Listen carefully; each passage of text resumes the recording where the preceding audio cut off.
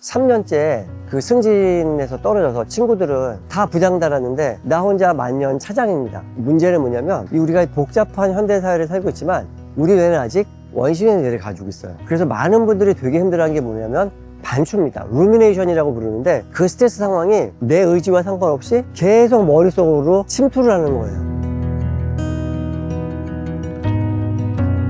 아는 분들 중에 좀 이렇게 고위급으로 해서 성공하신 분들이 꽤 많습니다. 근데 그런 분들이 의외로 안정적인 삶을 살고 계시고 되게 행복할 것 같은데도 되게 고립감과 우울감을 많이 느낀다는 분들이 계시거든요.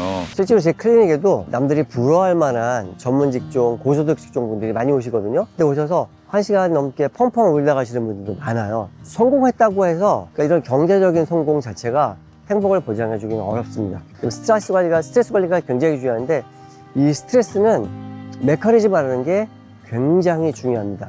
우리가 스트레스를 받으면 일시적인 경미한 스트레스는 뭐 조금 지나면 자연히 없어지지만 예를 들어 3년째 그 승진에서 떨어져서 친구들은 다 부장 달았는데 나 혼자 만년 차장입니다. 이럴 경우에 스트레스가 굉장히 높은 강도로 오래 지속이 된단 말이에요. 중요한 프레젠테이션을 예를 들어 볼게요. 회사 굉장히 중요한 임원들, 회사 CEO 이런 분들도 다 참석을 하고 내 승진에도 영향을 미칠 만한 건이라 그러면 더 긴장이 많이 되겠죠. 근데 그럼 이제 3주 후에 끝났습니다. 딱 상황이 종료되냐? 아니죠.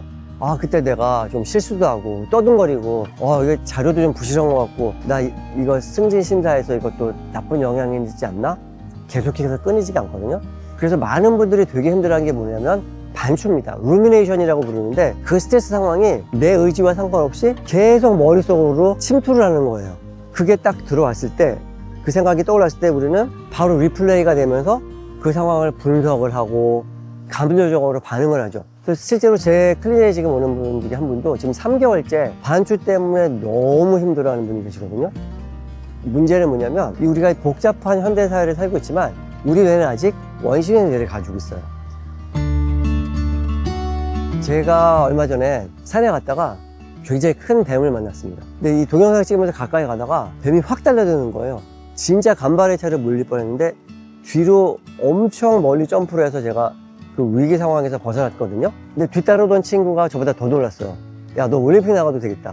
제가 뛴 거리가 뒤로 뛰었는데도 어마무시한 거예요. 그 이유가 뭐냐면 제 뇌가 뱀의 위협 상황을 감지하고 100분의 1초 만에 스트레스 시스템을 가동해서 큰 힘을 낼 수 있게 해주는 거거든요.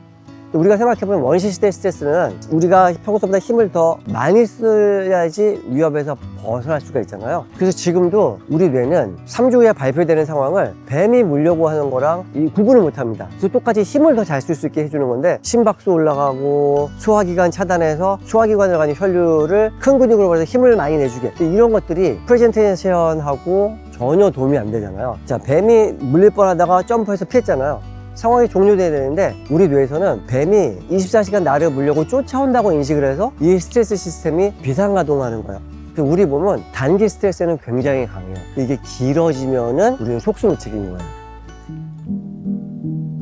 자, 우리 뇌에는 CEO 역할을 하는 전전두엽이 있습니다. 그리고 보안팀장 역할을 하는 편도체라는 부위가 있거든요. 근데 이 보안팀장은 굉장히 충직하고 융통성이 전혀 없이 굉장히 고지식해요. 그래서 평상시에는 이 보안팀장은 당연히 CEO한테 결제받아야 되고 보고해야 되고 하는데 보안팀장이 생각하기에 약간의 위협의식하고 있으면은 보안경보가 울리고 CEO는 그 힘을 잃어요. 그리고 이 보안팀장이 갑자기 회사 정권을 가지고 경영을 하기 시작하는 거예요. 근데 이 보안팀장은 경영에 대해서 아무것도 몰라요. 그러니까 이게 우리는 평상시에 높은 강도의 스트레스 상황에서는 이성적인 판단, 합리적인 판단, 논리적인 사고를 하는 뇌 부위가 기능이 그렇게 떨어지고 감정적으로 대응하고 감정적으로 행동하게 되는 거죠.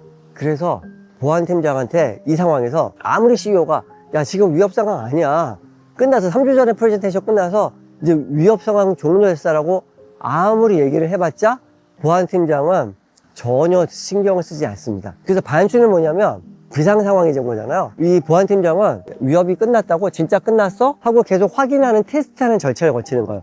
그래서 그 상황을 반추라는 형식을 통해서 계속 던지는 거예요. 그랬을 때 우리가 그 상황을 분석하고 거기 매달리고 거기 감정적으로 반응하면은 보안팀장한테 아직 위협 안 끝났어라고 알려주는 거예요. 그럼 계속해서 진행이 되는 거죠. 그래서 이때 해줘야 되는 게 뭐냐면, 자, 첫 번째, 아, 지금 보안팀장이 위협 상황이라고 잘못 인식을 하고 계속해서 보안경보 비상체제로 가고 있구나 하는 거를 깨닫는 거예요. 이게 첫 번째 단계입니다.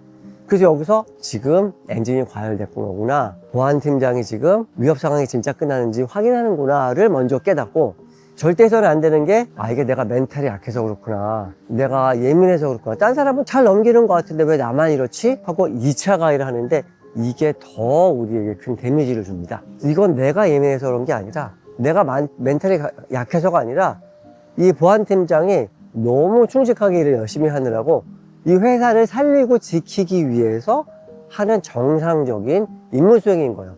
내가 예를 들어 의지적인 노력으로, 아, 이거 이겨내야지, 긍정적으로 생각해야지 아무리 해봤자, 또 저 같은 경우도 몇 달치 과로가 이 노천 온천에서 라떼 마시면서 산 보고 자연 소리, 물소리, 새소리 들으면서 하니까 이게 굉장히 강력한 신호거든요. 보안팀장한테, 야, 이거 진짜 끝난 거야, 야, 이거 봐봐, 굉장히 강력한 신호입니다. 그래서 그럴 때는 예를 들어 명상이 됐던, 사우나 가서 경치를 머릿속에 떠올리면서 하는 거던, 이런 냉각수를 부어주는 작업을 바로 하셔야 됩니다.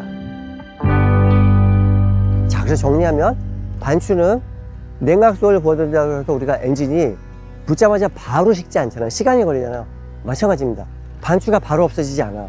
이 보안팀장은 굉장히 충직하고 고지식하다 그랬잖아요. 여러 번 반복해서 우리가 감정적으로 반응하지 않고, 그 상황 분석하지 않고, 아, 지금 엔진이 과열됐구나, 냉각수 부어야 되겠네, 즉시 냉각수를 부어주는 장면을 반추가 올 때마다 하면은 바로 없어지진 않지만 점점 강도와 빈도가 점점 약해지다가 나중에는 보안팀장이, 아, 진짜 끝났구나 하면 상황이 종료되고 반추도 없어집니다. 이게 반추에서 벗어나는 가장 강력하고 확실한 근본적인 방법입니다. 그래서 앞으로 반추가 오르면은 괴로워하지 마시고, 그리고 내가 멘탈이 약하다, 내가 예민하다 자책하지 마시고, 2차 가해하지 마시고, 아, 엔진이 과열됐네, 냉각수를 부어주자 하고 나한테 맞는 냉각수 작업을 바로 반복해서 해주시면 됩니다.